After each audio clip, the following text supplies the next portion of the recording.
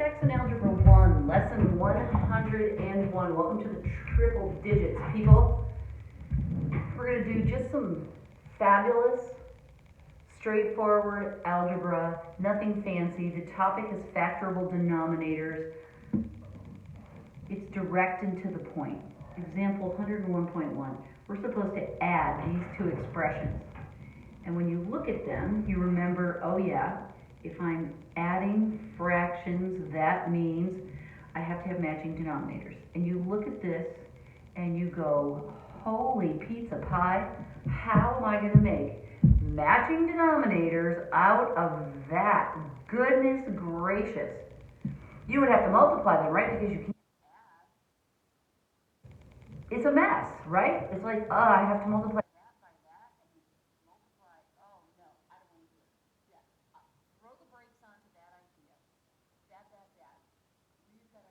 Up our sleeves. This is actually a trinomial that we can factor before we try to make matching denominators. So let's do that. We see, oh, it's a trinomial. We can break it down into two binomials. We remember our little trick. Two numbers, we know x's go in the first place. We want two numbers that multiply to negative 12 and add to negative 1. That's an invisible 1 in there.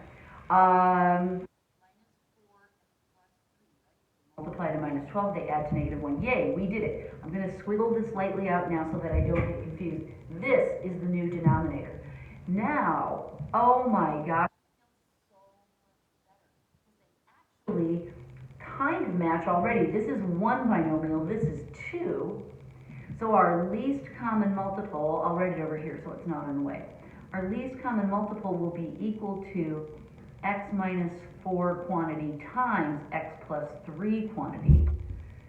So we have to fix, this one's fine, we have to fix this one by multiplying it by another quantity.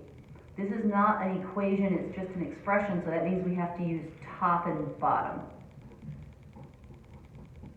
Multiply what we want by the top and the bottom to get this to be the proper denominator. Hallelujah. So now what we can do is, I'm going to rewrite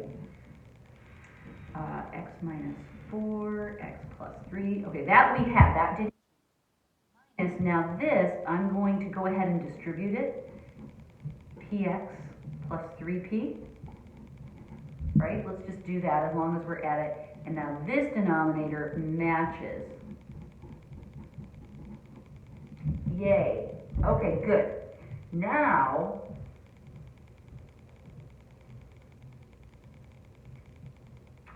we're ready to smush this together, and there's just one more tricky thing.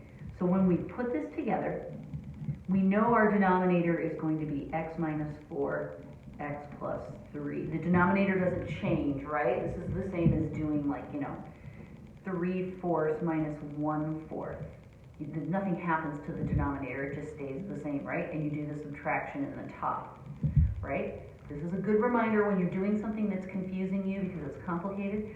Think about a simpler version of it and take that rule and bring it up to your more complicated version. Now, so then we have 6x minus, now here's the tricky thing, it's subtracting. We could put parentheses on this if it helps us. We need to make this minus sign go to both of those terms. So it's minus px minus 3p. That is our final answer. Yay. What John does when we look at the answer, this is exactly the same. 6x minus px minus 3p. That's exactly the same. What he does is he takes this and he changes it back into x squared minus x minus 12. This is what John does. That is silly. I don't see any reason to do that. I would say either of these are perfectly acceptable, but I prefer to see it in its factored form rather than in this form, because there's nothing that we can do to simplify it. So either way is going to be fine. On a test, I would give you full credit for either of those denominators. Okay, that was fun, right? It wasn't as bad. I mean, fun is a relative word, but I'm choosing to use it. Okay, add 7 over x squared. Grace, are you all right? She's doing weird breathing things.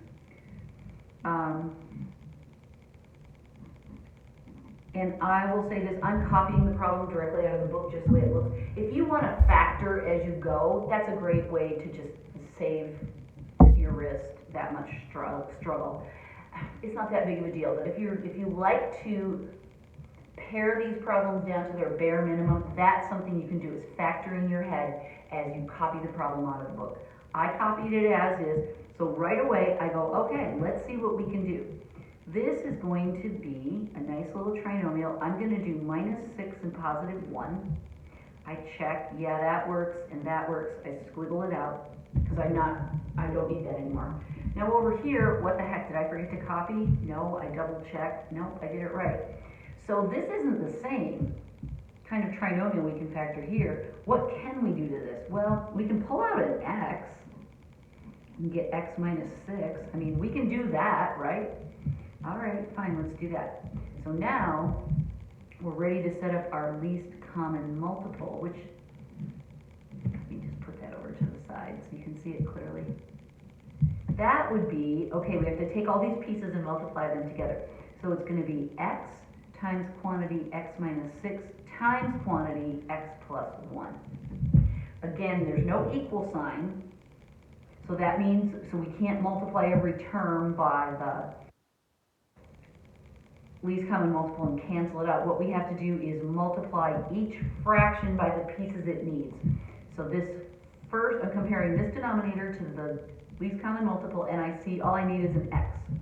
So I'm going to write 7x, and then I'm going to put the x there, top and bottom. And then this one, I'm going to need, I've got that and that, I need the x plus 1. I'm going to do x plus 1 there, and then I'm going to do x plus 1 there. All right, whew, it's looking good, right? So we've got that same problem that we have to be careful about, where we have to multiply or distribute these two together, right? So we're multiplying -5. Let me just get that set. We have 7x minus 5x minus 5, right? Because we're multiplying the 5 times the positive 1 as well. Oh, okay, so that's a little different, isn't it? And before I go any further, I see, ooh, like terms, so I'm going to go 2x minus 5 over this thing, x times quantity x minus 6 times quantity x plus 1. And in a wild show of inconsistency, John agrees that this denominator looks better in this form, so he doesn't multiply those together, whereas up here he did. So John, just do it my way, okay? You'll be happier. All right, makes sense. There's one more problem in this lesson. Double check to make sure my book didn't drift away. All right, example. Cat hair on my book. What? Example 101.3. All right. Again, I'm just going to copy it. The instructions are to add, by the way. That's pretty obvious. 4x plus 2. And as I'm copying down this trinomial, I'm already, that's a minus, not a plus. I'm already thinking about, is that going to be factorable? Am I going to get binomials? Am I going to get a weird letter? What's going on here? There's the minus sign, so I'm going to have to be careful distributing that. X squared plus 3x. Okay, so we have our same situation where on this denominator we have a nice trinomial to factor. This one's kind of a freak child. It'll be okay. So this one, let's get our binomials ready. It's minus 6 and plus 1. So that's going to be, whoops, x plus 3 and x minus 2. I double check, yes, squiggle it out. Over here, this is one of the weird ones, so all I can do is x times x plus 3 quantity. X times x plus 3 quantity. I don't think I said that right. Okay, makes sense? Squiggle out that side. Now we have to figure out our LCM. And it is going to be x times x plus 3 quantity times x minus 2 quantity. Again, these are expressions, not equations, so we have to use top and bottom style rather than multiplying each term by the LCM. This we're going to do the strategy of multiplying top and bottom of each fraction by what we need to add, right? So this one was just the x. Over here I need to do the x minus 2, the x minus 2. So I'm going to be careful with my distribution. Both of those need to be distributed. And then here I have to distribute 2. All right, are you ready? Batten down the hatches. Here we go. Let's distribute and get this numerator cleaned up. And then, because the denominator's already done, we just have to copy that. 4x squared. That makes me a little nervous, but you know, it's okay. Plus 2x, okay, then we go over here, minus 4x, and then look what's happened. We're multiplying minus 4 times minus 2, so that's plus 8. All right, that's not bad, right? So now with the only like terms we have are those, so we go 4x squared minus 2x plus 8.